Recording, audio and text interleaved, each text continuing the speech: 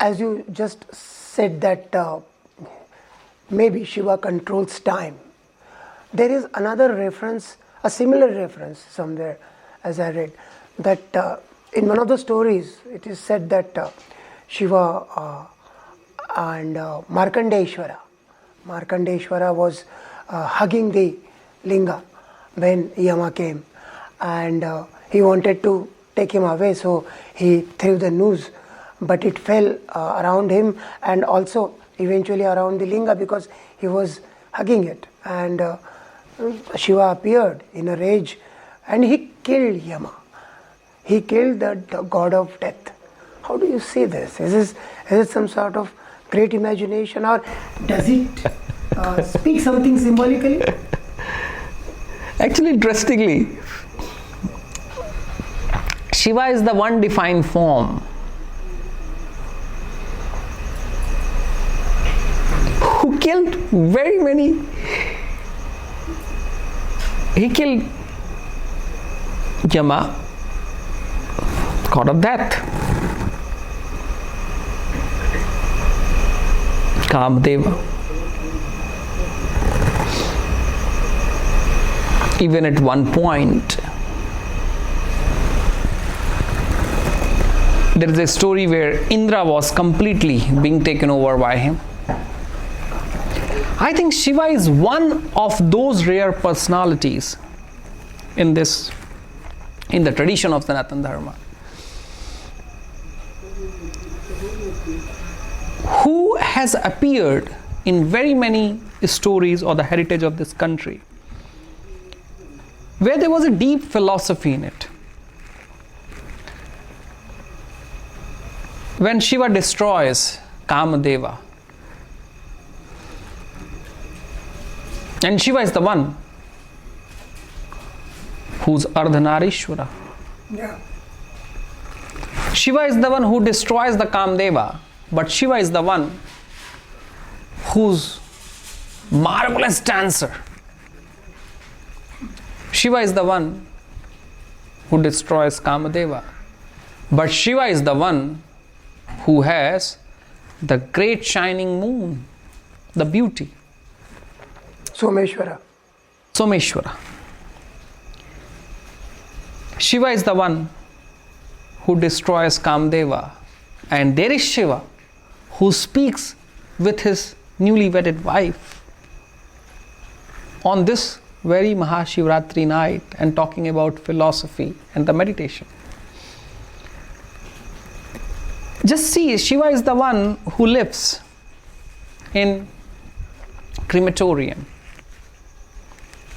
Shiva is the one who's above time, where the death doesn't come, it doesn't count. Shiva is the one who drinks the halahal, Nilakanta, which is fully of poison. Shiva is the one who's around with everything that one can call difficult and poisonous. And that's where he is, who goes over and kills Yama. Philosophically, India was trying to give a deepest meaning. There is a one sense that people have said that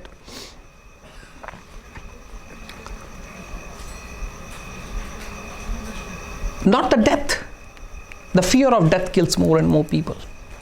The fear. Shiva, the journey of Shivatva is the journey of fearlessness.